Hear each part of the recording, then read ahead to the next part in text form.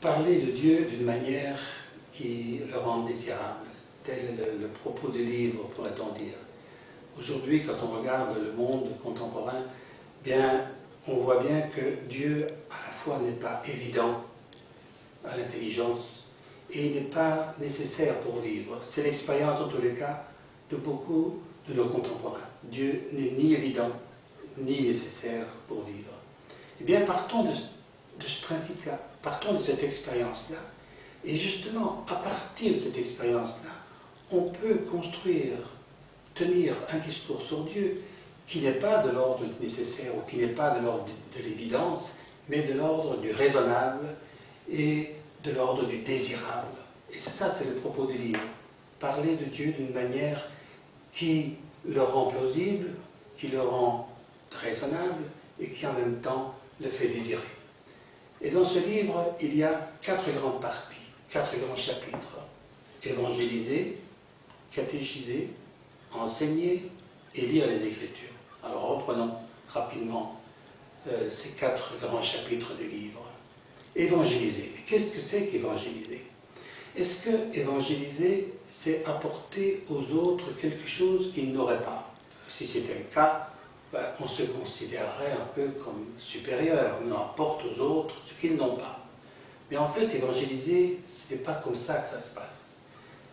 Au matin de Pâques, le message angélique dit « Il n'est pas ici, il vous précède en Galilée, c'est là que vous le verrez ». Ça, c'est le mouvement de l'évangélisation. C'est aller vers les autres et découvrir avec les autres, dans leur propre vie, les traces du ressuscité qui toujours nous précèdent. Ça, je pense que c'est la véritable évangélisation au sens évangélique du terme. Catéchiser.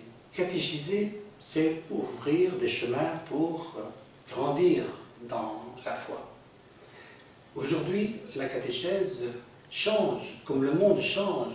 Si le monde change, il y a de nouveaux moyens d'accès, de nouveaux modes d'accès au cheminement dans la foi. Il me semble qu'aujourd'hui, il y a 4 grands chantiers, 5 grands chantiers même, pour la catéchèse. Le premier chantier, c'est le chantier de la mission.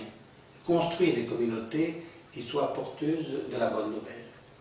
Il y a le chantier de la diversité, c'est-à-dire rejoindre les gens dans leur expérience singulière. Il y a le chantier de la mission, puisque précisément, comme j'ai dit tout à l'heure, la foi n'est pas évidente, elle doit toujours être éveillée. Et l'aspect missionnaire, c'est précisément trouver des chemins d'éveil de la foi. Il y a aussi le chantier de l'initiation. L'initiation, ce n'est pas simplement enseigner la foi de manière didactique, mais c'est permettre une appropriation personnelle de la foi et faire l'expérience. L'initiation, c'est ça, elle guide dans l'expérience. Et enfin, le 5e chantier, c'est le chantier de l'intelligence de la foi. Que la foi, précisément, soit ressentie comme plausible, comme raisonnable, elle donne à penser et elle donne aussi à désirer. Le 3e chapitre du livre, là, concerne précisément l'école. C'est comme ça qu'il est intitulé « Enseigner ». Ça concerne l'école. Pourquoi? Parce qu'il me semble que l'école, aujourd'hui, comme à d'autres moments, est un microcosme de la société et un laboratoire, pourrait-on dire, de la société qui vient. Et ce qui se passe dans l'école d'aujourd'hui est sans doute la trace symptomatique de ce qui va advenir du monde de demain et aussi du christianisme de demain. Et donc là, il y a un chapitre sur la pastorale scolaire et sur la mission de l'école, mission d'humanisation, et dans la foulée, mission d'évangélisation. Et enfin, il y a un dernier chapitre qui s'intitule « Lire les Écritures ». C'est vrai que lire les Écritures, on trouve ça dans toutes les pastorales. Mais ici, on a pris dans le livre un aspect un petit peu différent, c'est lire pour vivre. Comment est-ce que la lecture des Écritures s'articule à la vie? Et le principe, c'est de dire, comme d'ailleurs on le dit dans l'Épître à Timothée, l'Écriture, elle est là pour nous équiper pour toute œuvre bonne. Et travailler un texte, c'est se laisser travailler par le texte. Alors on sait bien, un texte ne vit que grâce à ses lecteurs. Si le texte n'est plus lu, il meurt. Le texte vit grâce à ses lecteurs. Et on travaille le texte. Mais en se laissant, en travaillant le texte, on se laisse travailler par le texte, et le texte devient cher.